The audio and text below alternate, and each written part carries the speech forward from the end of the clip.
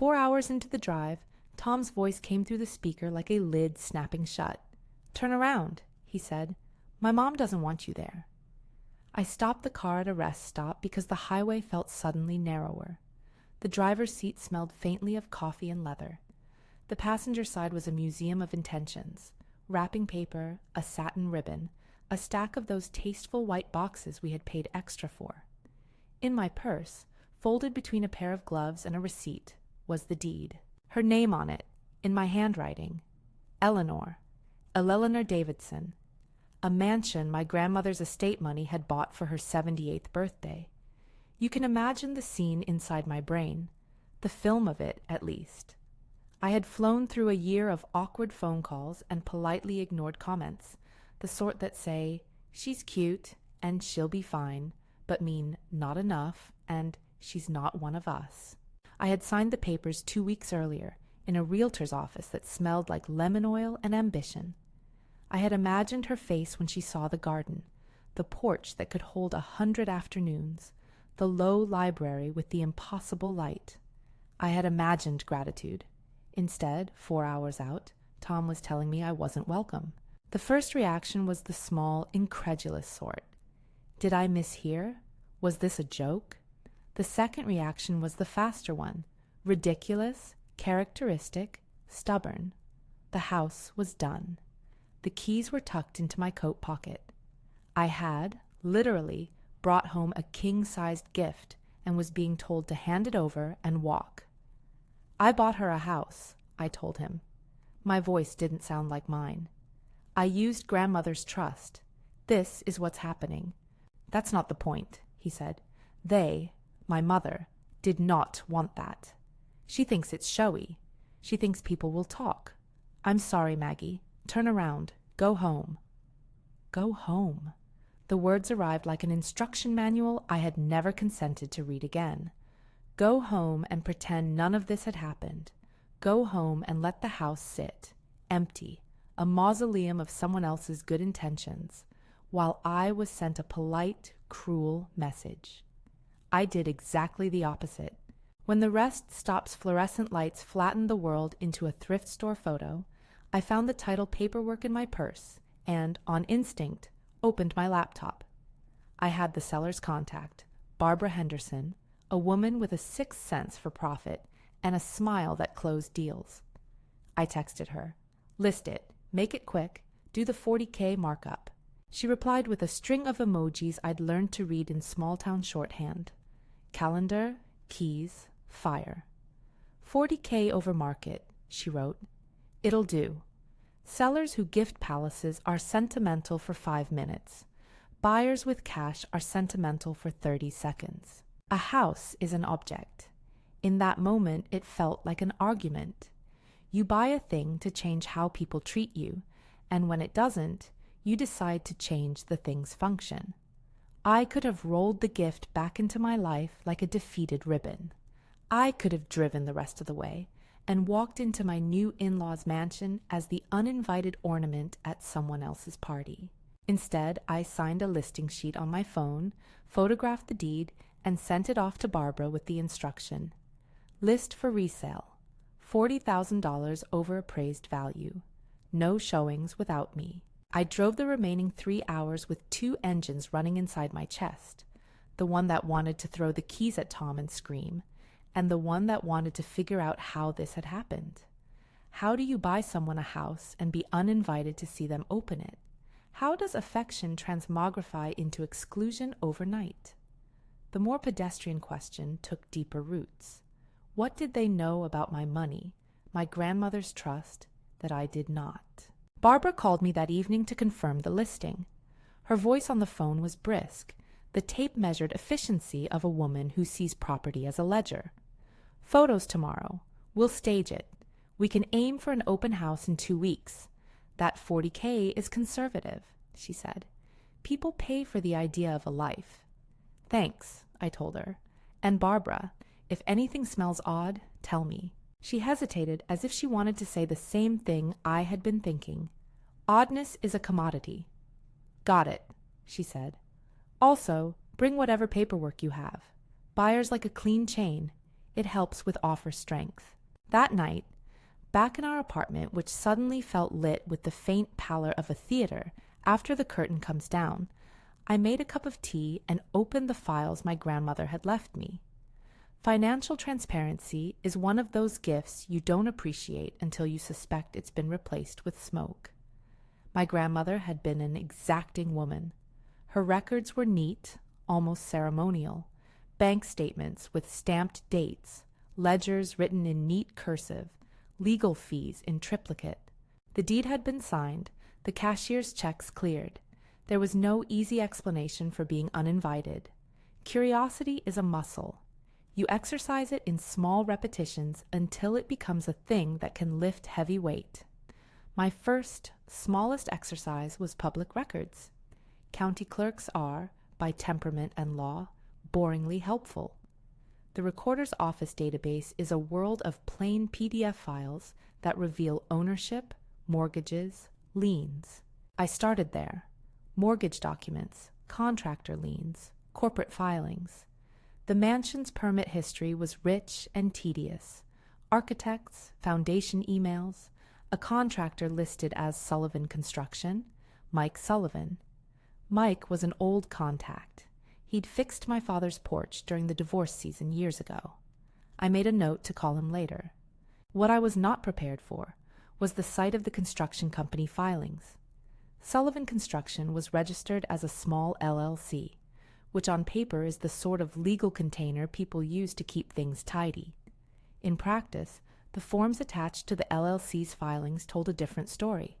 Contracts signed with civic authorities, invoices to private firms, a list of subcontracts that suggested work not limited to small gardens and stoops.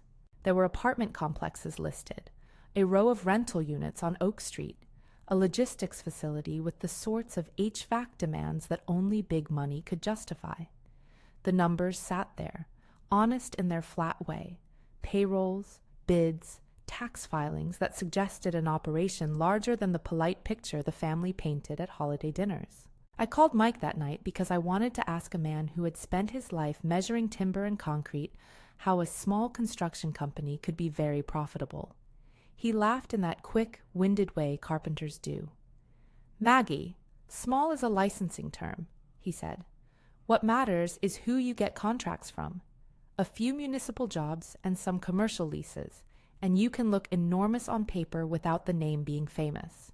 "Is Sullivan Construction involved with the Davidson properties?" I asked. He paused. "Tom called me once, 3 winters ago. Needed some work at a rental. Paid in cash mostly. Thought it was odd. Tom's not a cash type. Kept it discreet. Said his mom wanted it that way." Cash. Discreet. The conversation planted a seed that felt like it had roots in gravel. Cash payments are the first line of insulation between money and scrutiny. Discretion is the phrase people use to justify it. My grandmother's trust had been a bank account with a signature, not an open-ended line on a ledger saying, "Do what you want." I started a checklist. Public records, contractor filings, tax returns if I could get them, any receipt that mentioned the mansion or payments around the time my grandmother's estate settled. The next morning, I drove to the county tax office with a purpose that felt like a small private war. There is a particular smell to municipal buildings, clean, lemon disinfectant, and a faint undercurrent of old paper. The clerk handed me photocopies with the speed of someone who has seen devotion and delusion in roughly equal measure. Tax parcels, assessed values, recent transfers. The mansion's assessed value matched the sale price, but there were other parcels with the Davidson name on them. Multiple lots, rental properties, a small commercial building in a part of town that had been gentrifying slowly. The documents didn't lie. There was wealth scattered around like breadcrumbs, and no one had thought to bring me into the kitchen. Back at my computer, I cross-referenced what I had found with online filings. Shell companies have a whirring bureaucratic life. Formation documents, registered agents, an occasional forwarding address. Here, where the Davidson name danced with a dozen variations, Davidson Holdings, Davidson Realty, D.L. Davidson Enterprises, something threaded through them. a pattern of properties held in ways that suggested intended distance between owner and benefit. One document I clicked on felt small and ordinary until I read the line that made my jaw go slack. A payment to a private investigator, $8,500, dated 3 months after my grandmother died. It was itemized under estate due diligence. The PI's business name rang no bells, but the invoice was clear. Background check, physical surveillance, financial sweep. $8,500 is not pocket change for surveillance. It is, in the way invoices are, a declaration of intent.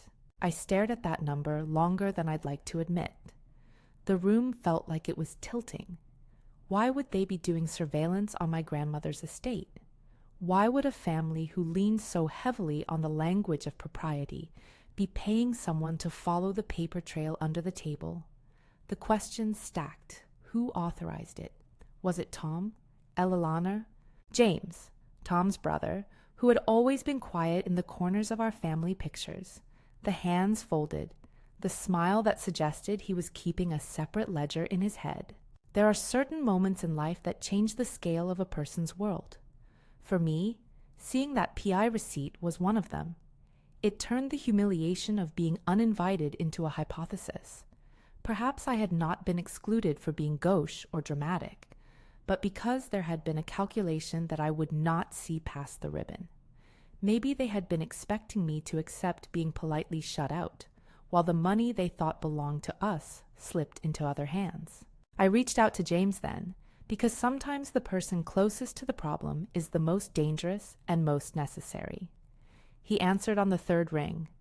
"Hey, Mag," he said, in the safe, even voice that had been the default in family crises. "Everything okay? Heard about the house?" "I heard about the house too," I said. "I bought it. I'm listing it." He made a sound on the other end that could have been surprise or something else. "You listed it? Already?" "Yeah. Barbara's on it." "Barbara's sharp," he said. "Be careful. Mom likes things simple." "Did she authorize a PI on my grandmother's estate?" I asked. "There's an invoice for $8,500. Silence. I could hear a chair creak faintly. Then James said, "Mom thought there were loose ends. It was precaution. Nothing illegal. Just due diligence." "Due diligence costs 9 times what the estate was paying in some months," I said. "And you didn't tell me?" "There's no point," he said, voice low. "This is family. We're trying to keep it quiet." "Quiet for whom?" I asked. I didn't get an answer I found satisfying. I did get a small, telling admission. "You can't fix everything in one night, Maggie. Some things are complicated." Complicated is the word people use when they don't want to name greed. Complicated is a polite curtain. If nothing else, the PI receipt gave me a timeline and a toehold. It connected to the rest of the filings. The sudden appearance of rental properties in the Davidson portfolio, the odd cash payments Mike had mentioned, a check in the estate ledger that had been coded as consulting. My grandmother's executor, an attorney with trustworthy hands and tidy glasses, had signed the checks and filed the statements. At some point, somebody had decided to keep me in the dark. I made fast choices then. Small, surgical movements rather than grand gestures. I printed the PI receipt and slid it into a folder with the deed. I organized the mortgage documents and pulled every tax assessment I could find. I told no one except Barbara, who needed the legal chain to sell, and Mike, who assured me the Sullivan invoices would be legible if we followed them. I told no one because secrecy is safety in these early days. The less the family knew I was poking, the less they could reorganize themselves around the misdirection. Decisive action is its own kind of dignity. Listing the house was the first overt move. The second was to be deliberately ordinary. I kept making phone calls, cleaning rooms in our apartment, and returning Barbara's emails. People who are used to wielding exclusion will frequently assume compliance, so I wore the appearance of it, while doing the opposite under the table. Barbara staged the house the way she staged every expensive emptiness. A vase with hydrangeas in the entry, a coat thrown just so across a chair, light in the corners that suggested a life rather than catalog pages. She photographed the library with its built-in shelves and the kitchen with a marble island that made even takeout look aspirational. The listing went live with a blurb that made the house feel inevitable. Lakeside estate, perfect for entertaining, exquisite library, private gardens. The price line had a slash of audacity, $40,000 above the appraisal, a figure that made certain people look and others look twice. We had a first-week showing. The couple who came through were young, breathless, with a two-career urgency and a mortgage pre-approval. They walked the hallways with a quiet applause in their mouths. I positioned myself at the edge of the room and watched them as a mother will watch a child make the first tentative climb on a jungle gym. Their eyes were the kind that belong to people who plan futures by spreadsheets. They asked intelligent questions about insulation and permits. Barbara said quietly, "We can close quickly if the offer is right." It was the sort of statement that suggests intentionality without announcing motive. Between the open house and the second showing, I accelerated my private investigations. I hired a title company to run a deeper search into ownership records. Nothing illegal, just the sort of legwork that reveals patterns: who pays taxes, who collects rent, where the money flows. The title report is a plain thing, a paper with neat columns. In those columns, I found something else, a transfer of a commercial lease to a Davidson title company that coincided with a sudden increase in payroll. Someone had been moving properties into corporations that, on paper, would obscure direct benefit to the family. My pulse would flutter at odd moments. I would be making dinner and then notice a scanned PDF on my laptop and feel a small, righteous heat. The decisiveness that begins with humiliation is not always explosive. Often it is a series of small, correct actions taken with terrible respect for precision. In the middle of that week, with the listing getting some online traction, I received an anonymous card at our apartment, a photograph of the mansion's garden, taken from a distance. On the back was a single line: "Not everything is what it seems." Whoever had sent it knew to put the message in the voice of mystery, but not so brightly that it would generate fear. I felt my shoulders tighten. Somebody was watching the same thing I was. That night I called Patricia Wells, an estate attorney my mother had recommended years ago. Patricia's office smelled faintly of talc and paper, and the kind of safety that comes from years of studying fine print. She listened while I told her the story: how I had bought a house I was not allowed to visit, how I had found invoices and mortgage records, how there was a $8,500 PI charge on the estate ledger. "You're doing the right thing by documenting," she said. Her voice was patient, the voice of a woman for whom patience is a forensic tool. "There are two separate things here. One is the estate administration. Who authorized what? Whether the executor was acting within the terms of your grandmother's will. The other is whether there has been a transfer of assets without proper disclosure." Could this be illegal? I asked, because the question had a moral temperature to it that I could no longer ignore. "It could be," Patricia said. "It could also be an ugly family disagreement dressed up in financial terms. You need to be careful. You should not confront them without counsel. Keep copies of everything and," she paused, "don't post anything online." "Understood," I said. "If it is illegal, what happens?" Patricia did not speculate. She could not, and she would not. If there is evidence of wrongdoing, that might be a matter where authorities become involved. But we don't make that call publicly. We gather facts. You retain leverage if you do not burn the bridge. Leverage is a lovely word until it is needed. It implies bargaining with someone who believes themselves to be entitled. Burn the bridge. There it was. She was telling me to prepare, but not to start a family war in the open. It felt like being handed a map in a foreign city. Now that I knew the streets, I could decide which avenue to take. Between Barbara's updates and Patricia's measured advice, the narrative at home settled into a rhythm. Outwardly, the house was being sold. Privately, I was assembling the proof that would make my case. I felt like a person building a raft out of the planks of betrayal. Each document, each receipt, was another plank. My nights began to fill with flashbacks to small humiliations, snaps of conversation, the way Tom would joke about my generosity, the offhand remark from Eleanor at Christmas. "We don't want a fuss, dear. We prefer quiet." Quiet, in a family that hides money, is often code. It means the place where conscience is negotiated into silence. As the listing aged, I noticed subtle changes in Tom. He was less tolerant at the dinner table, more likely to leave the room mid-conversation. He started taking longer calls outside. Once, I overheard him on the landing, voice low, saying, "You said we'd handle it before she realized." It wasn't clear who he was speaking to. My husband has always been careful with words in the presence of others. But the tone was the same small, resigned panic one hears when a calming belief evaporates. One afternoon, 2 weeks after the listing went live, a package arrived at our door addressed to me, with no return address. Inside was the PI's business card. Thick paper, name stamped in a plain font. A line on the back. "Sometimes the quiet is not consent." The handwriting was not mine. It was not Tom's. Whoever had sent it wanted to confirm the path I had chosen without announcing their identity.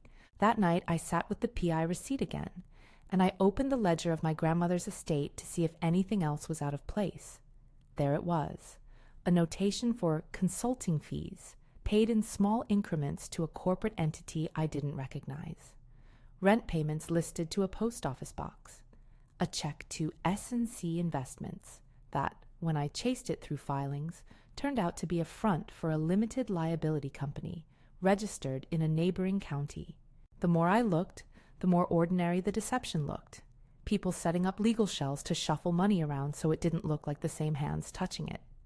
At some point, you reach a choice. You can step back and let the family theater play out, letting estrangement be your lot. Or you can choose to be inconvenient. I chose to be inconvenient. I sent an email to the family distribution list, Tom, James, Eleanor, even the executor, requesting a meeting. Not to scream, not to throw the documents on the table like a tantrum, to sit and ask for explanations in civil tones. I framed it as a desire for transparency. The wording was deliberate. There is a power in being polite when you could be furious. Eleanor wrote back immediately. Her note was brief, wounded in the way white linens look when you've spilled red wine on them. "I appreciate your concern, Maggie," she wrote. "We have our own arrangements. Let's keep this family first." Tom's reply was terse. "We can talk, but not at your house." I scheduled the meeting at our place anyway. If they would not come to the mansion I had bought them, they could come to the place where I had the decisional power. Barbara agreed to attend as an impartial witness. Mike agreed to be there for moral support. I asked Patricia to be on standby. The family could decline. The family could call the meeting an affront. They did not know, of course, that the meeting was more than a meeting. It was the first time I would present a stack of documents in front of them and ask them to answer. When they arrived, in a staggered line of polite discontent, Eleanor wore a dress the color of autumn leaves and a private look that said she believed in propriety as a kind of shield. James came in without fanfare, hands in pockets. Tom arrived last, like a man who had been handed a script he did not want to read aloud. The table in our dining room had been moved and cleaned. I had made coffee.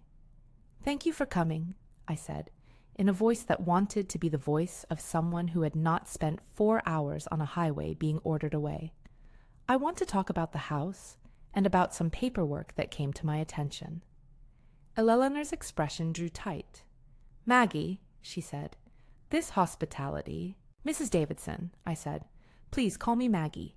This is about the estate, about recent expenditures and a private investigator's invoice of $8,500 that was charged to my grandmother's account. I have copies." You could see the room shift, the way light shifts in a theater when the plot finally moves from prologue to act. People's eyes went to the folder on the table. Tom's jaw tightened. James's face did not move. Consulting, Eleanor said like a test. Due diligence, Maggie. You know how estate matters can get messy. We only wanted to make sure the affairs were wrapped up. To the tune of $8,500 for surveillance? I asked. It was precaution, Tom said. We didn't want to make waves. Whose precaution? I asked. Whose waves were you avoiding? They hedged. They answered in sentences designed to soothe rather than explain. At the edge of their language was the suggestion that the money had been moved to protect the estate from predatory claims. But there was no clear line of who authorized the surveillance and why the payments had been funneled through entities that obscured the ultimate beneficiaries. It is possible to be patient for a long time when you believe in the power of documents. Every deflection they offered felt like something a lawyer might call a material omission, a gap that looked suspicious because it existed where a tidy ledger would have shown a straight line. I asked for receipts, for authorizations, for the person who had instructed the PI. The room humbly offered apologies and contradictions. After 2 hours, we had not resolved anything, but I had what I needed, a conversation on the record, more or less, witnesses who had heard the denials, and copies of the documents that made the denials strain at the seams. I felt both exhausted and clear. There is a curious, pure energy in gathering proof. It is the sort of energy that feels like grief, but less muddied. They left more discomfited than enraged. Eleanor said something about family privacy as she hugged me, an embrace that felt panicked rather than tender. James nodded, and their eyes avoided Tom's. He did not look at me when he left. That night, as I stacked the returned silverware in our sink, I thought about how the meeting had been a necessary escalation. I had forced the family to speak in a setting where I had some control. The documents did not lie. The PI receipt, the odd transfers, the construction company files were all now on record. Barbara sent me a message. Offers are starting to come in. Someone offered near list. They're asking about ownership. Near list. Close enough to be tempting. Close enough to start the calculation for the family. Keep the sale quiet and take the cash, or negotiate a split and preserve the pretense. I made no immediate decision. There are things you do when you want to be strategic. Do not rush. Create options. Speak to counsel. Patricia told me to hold the documents and to let her review them. Don't do anything public, she said again, as if repeating it would make the words a spell. But also, she added, we should consider whether there's a need to notify authorities if funds have been misapplied. Her suggestion was not the narratively satisfying cinematic call the FBI now moment. It was the steady, practical advice of someone who understood that the machinery of justice only runs on paper and patience. Observe. Document. Don't be provoked into making a mistake. I slept badly that week. There is a particular sort of insomnia that belongs to people who have decided to fight without a battleground yet. You rehearse conversations in your head. You imagine counter-arguments. You make lists. The lists are small, faithful things. Make copies. Save emails. Photograph checks. Keep receipts. Each item was a thread toward a safety net. On a rainy Saturday, Barbara called. There was an offer. It was not the highest, but it was clean. Cash, straightforward, ready to close quickly. They didn't ask too many questions, she said. They liked the garden. They want to close. The offer created a new axis of choices. If I accepted, the house would become someone else's problem, and I might walk away with an armful of cash and an uncomfortable peace. It would keep me from watching the house that had been my gift become a battleground. If I refused, the house would remain a live wire of possibilities, something my family could continue to contest. Someone could corner into a claim of theft or bad faith. I thought of my grandmother and the ledger she had kept with the careful scrawl of a woman who had lived by making clear what belonged to whom. I thought of the PI receipt and the way somebody had been watching the estate as if preparation were the same thing as possession.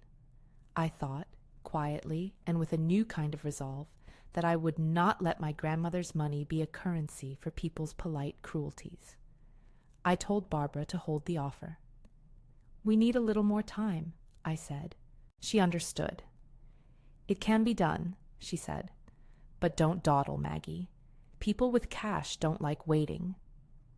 I made one more call that night, to Mike.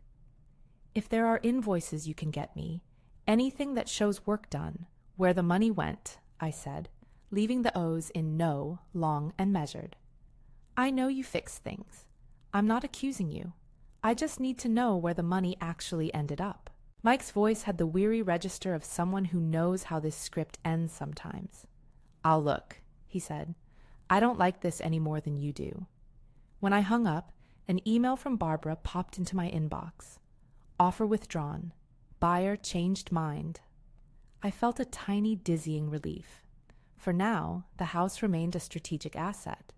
For now, the ledger stayed open. For now, I could gather more truth. The irony is that people who arrange for secrecy often expect it to protect them at every turn. They forget that secrets are brittle, and once a small crack appears, will often fracture quickly. The PI receipt had been the crack. It had led me down an ordinary patient path: public records, phone calls, title searches, conversations with old contractors, a family meeting. And now the edifice of polite denial had begun to show seams. I sat at my kitchen table with the stack of photocopies in front of me and felt, for the first time in months, the clear, steady pulse of direction. I had been hurt and humiliated. I had decided not to be a passive recipient of someone else's comfortable narrative. I had chosen to be inconvenient, to gather, to ask, to hold the line. It is one thing to be angry. It is another to be precise. Anger makes you loud.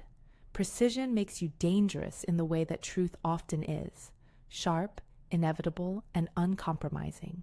The next morning, I put all the documents in a single envelope, taped it shut, and wrote in block letters across the front, "Do not ignore." Then I set it on the seat of my car and drove to the title company's office, where a clerk with a blue badge took it and promised discretion. Small acts stack into a case. Small acts are how you build a future that isn't dependent on the mercy of the people who think kindness is a one-way street. What I didn't know then was the depth of what the papers would reveal, or who would eventually stand on what side. I only knew that being told, "You're not welcome," at a house I had bought for someone I loved was not an acceptable ending. It would, I decided, be the beginning. The envelope on the title company clerk's desk felt like a small, honest thing, a rectangle of paper that said, "I am paying attention." For a week after that, I kept a rhythm so quiet it looked like normal life. I bought groceries and paid bills. I went to Pilates. I answered Barbara's emails about staging. I let the household instruments of routine mask the fact that something in the house of my life had shifted. Then the call came. "Ms. Thompson," the voice said. It was precise and calm in a way that made you think of people who wear suits but do actual work. "This is Special Agent Rebecca Martinez, Federal Bureau of Investigation, Financial Crimes Unit." My first instinct was to hang up. My second was to put the phone on speaker and make Patricia sit beside me while I listened. There are moments when you want legal counsel physically present because the world reorganizes itself in a single sentence. "We have reason to believe there may be irregularities connected to loans and payroll associated with businesses tied to the Davidson family," Agent Martinez said. "We are aware of a recent set of documents that have come to our attention. We would like to talk. There may be an opportunity for you to cooperate in a way that could protect you and help establish the facts." Those words, cooperate, protect, landed like stepping stones. The FBI did not arrive with the melodrama of television. They arrived with forms and careful language. Agent Martinez asked if I could come to a secure location with my counsel. Patricia came. So did Agent David Park, quieter, a man who spoke in low, even tones that suggested he believed in facts more than theater. "They're investigating PPP disbursements, payroll anomalies, and some suspicious loan applications, David said. There are multiple jurisdictions involved. We can't give legal advice, but we can offer you certain protections if you agree to assist us. That assistance would include providing documents, answering questions under oath in a supervised setting, and, in certain circumstances, participating in recorded conversations, if we believe they will show intent. Patricia's jaw softened with professional focus. She had, from the beginning, been the cooling ingredient in my heat. If you choose to cooperate with the FBI, you do so with legal counsel present. There may be offers of immunity for specific testimony, but each would need the review of counsel. There are no blanket promises without formal agreements. I had expected indignation, maybe. What I had not expected was the small, steady idea that had come with the realization that the evidence I had gathered might matter to people whose job it was to turn paper into consequence. My rage felt, in that sterile room, less like a roar and more like a tool. "Would you be willing to consider cooperating?" Agent Martinez asked. "We believe you can help us establish whether family members knowingly misrepresented payroll or used shell entities to secure funds. If you provide that help, we will work with the Department of Justice to determine whether immunity is appropriate." Patricia looked at me. "If you choose this route, you will need to be prepared. There will be recorded interviews. There may be controlled meetings. Your cooperation will be valuable, and you will need to protect your own position." "Do I have to testify?" I asked. "Possibly," David said. "But again, those terms would be set by prosecutors. We can discuss the contours." I remember pausing then and picturing the mansion again, the hydrangeas in the foyer, the marble island. I pictured Tom's voice, "Turn around," as if exclusion could be a moral boundary. I pictured the PI receipt, $8,500, a clean little number like a knife. I pictured my grandmother's neat script in the ledger, ignoring the scrawl of people who think a ledger is negotiable. "I'll help," I said. I did not say it for the thrill. I said it because someone needed to know what had happened to the money, and because I was tired of being told where I belonged. What followed was, as Patricia had warned, a series of small formalities that added up to a big pivot. The FBI's offer of immunity was not a casual handshake. It was paperwork, lawyers, and a clear outline of expectations. There were days I spent in conference rooms with Agent Martinez and David Park, where I signed forms and handed over photocopies. There were nights where I lay awake wondering whether I had done the right thing by opening a legal door I might not be able to close. But even as I was signing, my mood had a clarity to it that felt almost kind. There is a kind of relief in being put into the position where truth matters more than family reputation. You can trade sentiment for fact in a way that leaves the world cleaner. One of the things the FBI asked for was what they called controlled conversations. Not as a trap, the agents were careful to say, but as a lawful way to capture the truth when it was spoken casually. They believed the family sometimes discussed business matters in a voice that assumed privacy. What they needed was to hear admissions that could not be explained away as conjecture or misremembered intent. I asked the question everyone asks in these situations. Is it ethical? It felt ethical in the narrow, clear way that protection of victims and enforcement of the law is ethical. It felt necessary. Patricia negotiated terms. Any recordings would be consensual on my part and performed with written authorization. The agents agreed to supervise and to be present at any meeting arranged for evidentiary purposes. We made a plan, not a glamorous sting, but a methodical one. The FBI would arrange for 2 agents, Rebecca and David, to be in the vicinity during a family gathering I would host. I would not surprise anyone.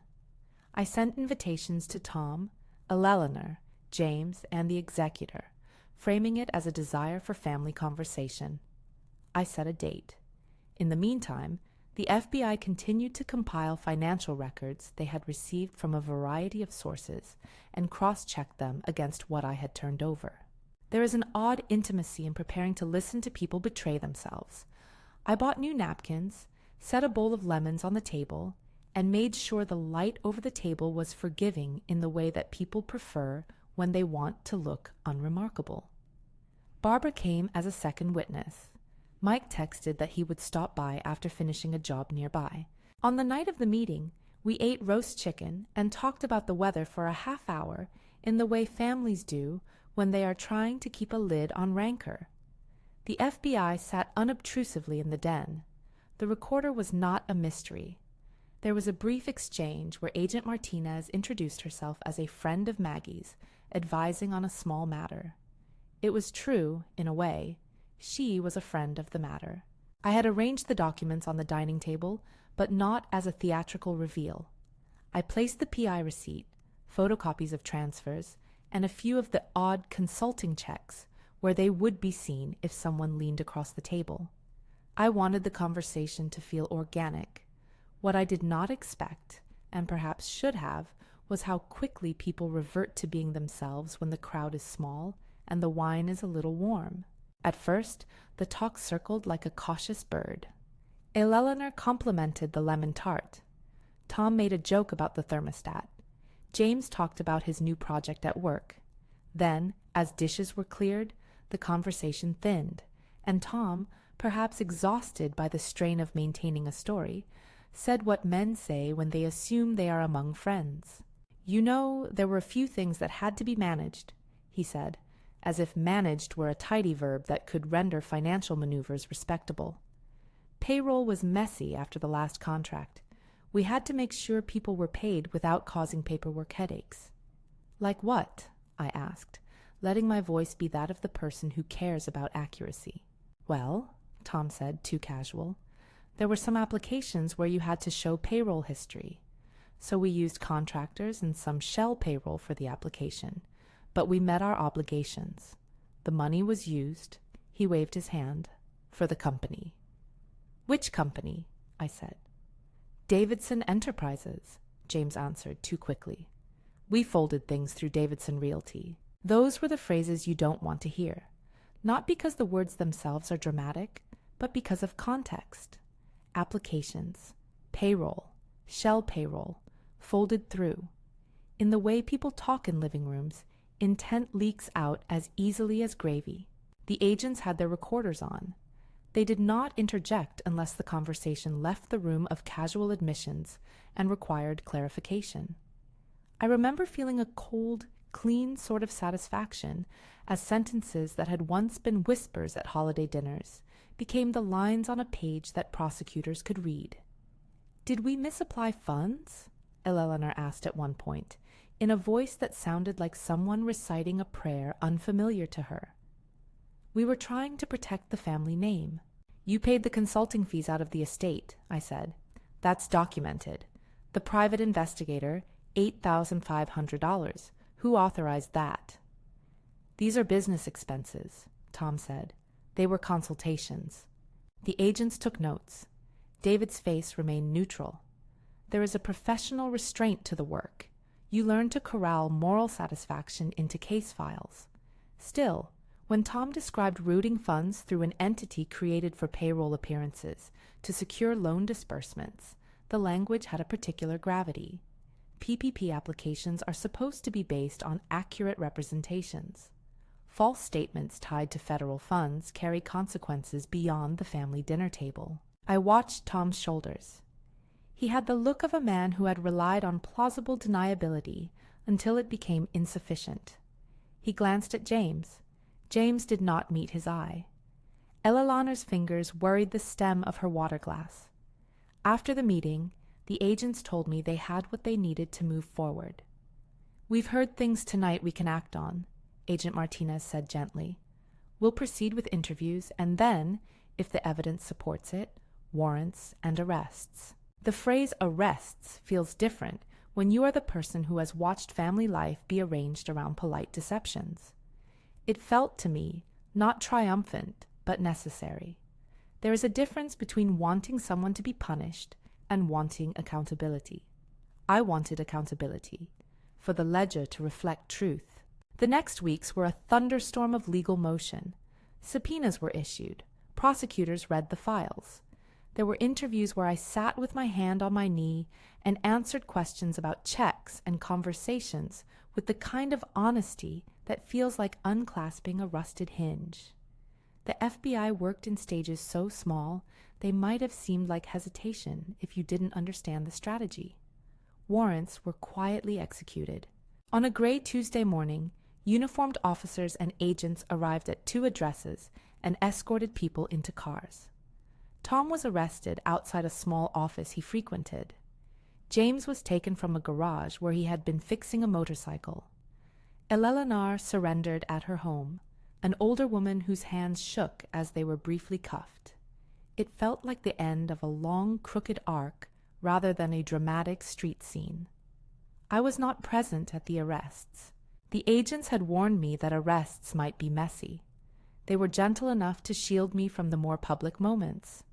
The news made the rounds. There were articles with facts and quotes, as careful as journalists could be. People I had known in polite circles called to express shock, then regret. There were, of course, those who assumed some melodramatic backstory. There were also people who reached out with kindness. The world is not a chorus of either angels or devils. It is mostly people trying to make sense. I remember the day charges were filed as a day of quiet intensity. The prosecutors described schemes, shell entities, misstatements on federal loan applications. The legal machinery proceeded in its own careful pace. There would be hearings, discovery, plea offers, potential trials. I had been prepared by Patricia for the long, administratively heavy slog of federal cases.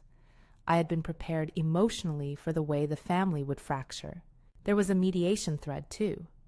Patricia had, early on, suggested that we consider protective measures, a post-nuptial arrangement, clarifying what funds were marital property and what belonged to Grandma's trust, and ensuring the sale of the mansion could proceed without it being seized as part of family litigation.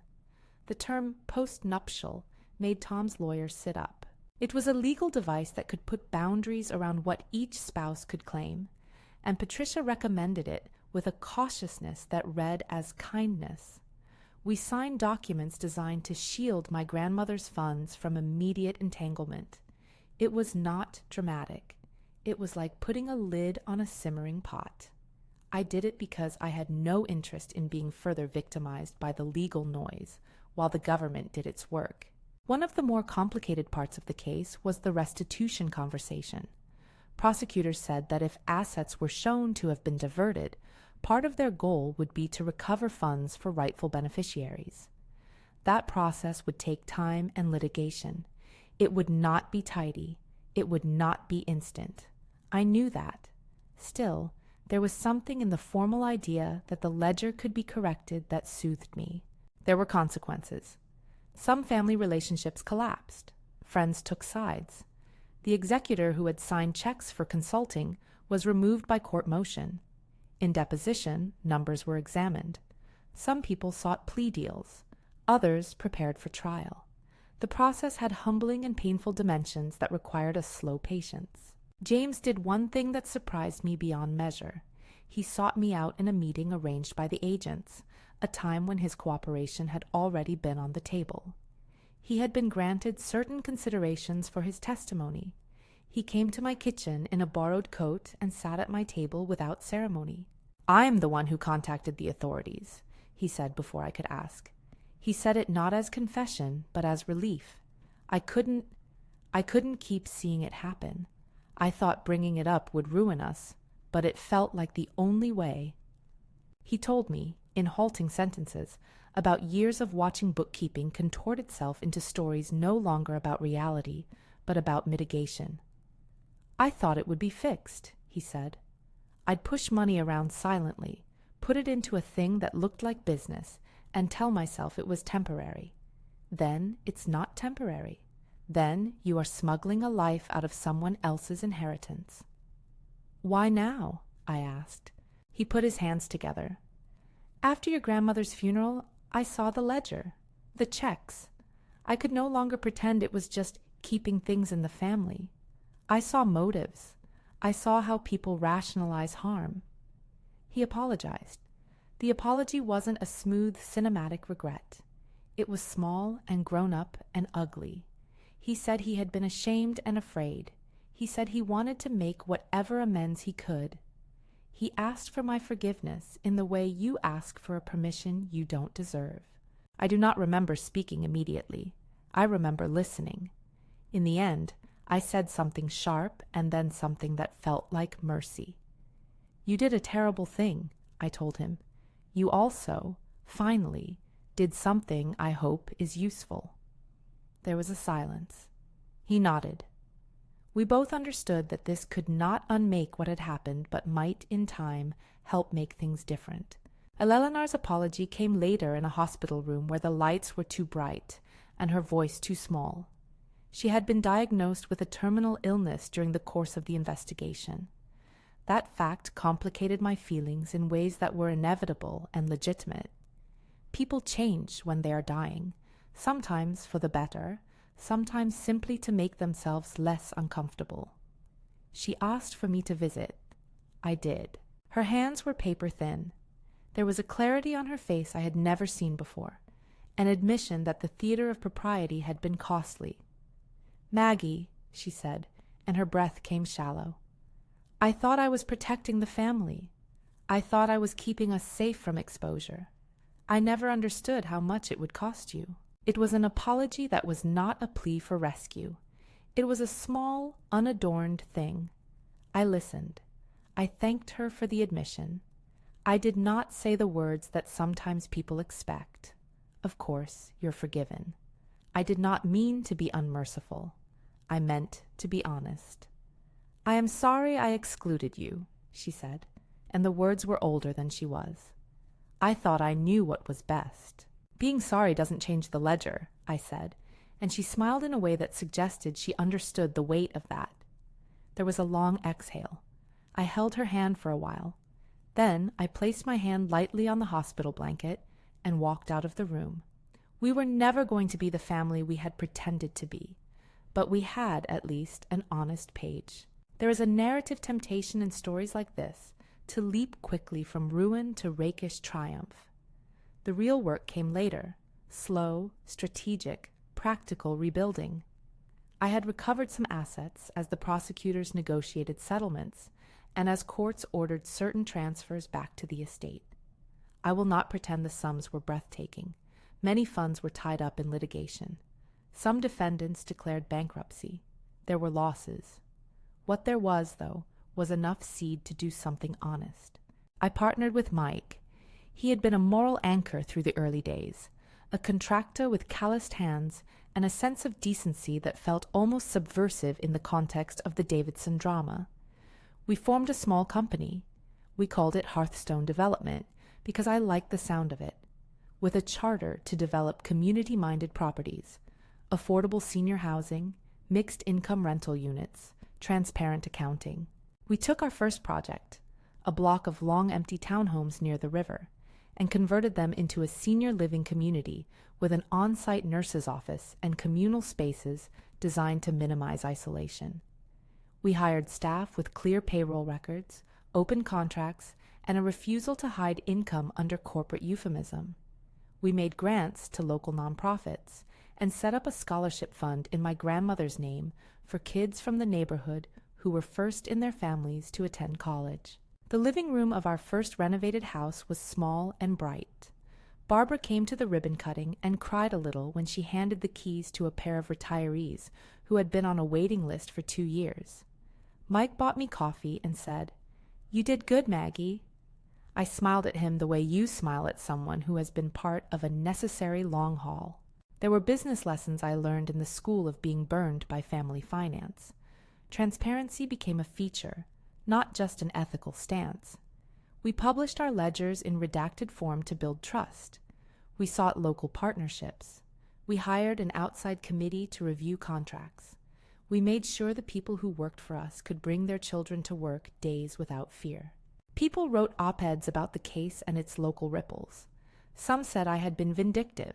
Some said I had been brave. The language matters less than the work. We completed our senior housing project a little under budget and with the kind of community feedback that felt like a balm. The plaque outside the first building read something modest: Hearthstone Development, in memory of Eleanor Thompson, whose love of home inspired this place. It was enough. James's life after the case was complicated. He testified and cooperated to varying degrees. He entered a program to get help for the choices that had led him down the path he took. He worked quietly for the nonprofit wing of Hearthstone on day-to-day tasks that suited him, tending the garden, doing bookkeeping under supervision. There was a humility in his presence that had not been there before. He did not try to reclaim what he had lost in trust. He took small steps. Tom's path was the sharpest cut. For a time, he was unavailable. Later, he resurfaced with letters and phone calls that began with Maggie and ended with requests that I reconsider. He said he had been overwhelmed, that he had been coerced by family pressure, that he had made mistakes he was ashamed of. He begged for a second chance in language that assumed the first chance was freely granted. When he called the first time after his release, I sat with the phone and let it ring. I did not answer. He sent flowers. I left them unopened on the counter with a note. Return to sender. He left voicemails, some apologetic, some pleading. They grew smaller in tone, then stopped. The day he showed up at my office without warning, I was signing contracts for a new development meeting. He stood in the street like a man hoping a doorbell would reopen. He asked to see me. I told him we had nothing to talk about, not because I was cruel, but because I had learned I could not co-author a future with someone who had once been complicit in erasing my rights. He looked at me with a mixture of expectation and wounded ego. "Maggie," he said, "please, we can work it out." I smiled then. The smile was not triumphant in a cartoonish way. It was not meant to humiliate. It was instead a small, quiet thing that had all the power of a final ledger entry. It said, "I am no longer negotiating for my belonging in your household. I have passed through the pain and emerged with a life that does not depend on your approval." "You're not welcome here," I said, and the words were a mirror to the one he had used on the highway. Only this time they were not a demand issued from his mouth. They were a boundary I stated with ownership. I stepped aside and let the street be his. He left without another word. There are days I still feel the shock of the initial exclusion, like a raw edge under a glove. There are nights I replay the faces of people I thought I could rely on, but those are shadows against a clearer day. I have friends who show up without calculation. I have work that feels like a calling rather than a transaction. I teach a monthly workshop for women about boundaries and financial literacy. It's nothing flashy, just a fold of people who bring notebooks and ask the questions that used to be dangerous to ask in our house. We talk about signatures on deeds and the meaning of transparency. I tell them stories that make them laugh and sometimes wince. Looking back, I can see how the whole arc of things was less about punishment and more about recalibration. I was hurt. I behaved in ways that were both protective and invasive. I sought counsel. I cooperated with authorities. I demanded accountability. I did not make vengeance my aim. I wanted the ledger set right and a life that matched my values. The final legal resolutions were not cinematic. Some people pleaded to lesser charges. Some did community restitution. Some paid fines. The government recovered some assets. The process left scars and taught lessons. I did not celebrate the punishments. I celebrated the work that could be done with the recovered resources. A home for senior neighbors, a scholarship named for my grandmother, a set of transparent businesses that paid their taxes on time. James wrote me a letter before he left town to join a program for people rebuilding after misconduct. He wrote that he had been ashamed and grateful, and that he thought the only real way to make amends was to do things that left a positive trace in the world.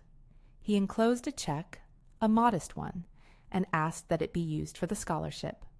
I deposited it with a small smile. Months later, at the dedication of our second senior complex, Eleanor's health problems had progressed. She was not there. There was a moment where I, on the dais, thought about the woman who had at once excluded me and later asked for forgiveness. I said nothing lavish about her. I said instead something I believe. We do not heal by pretending harm didn't occur.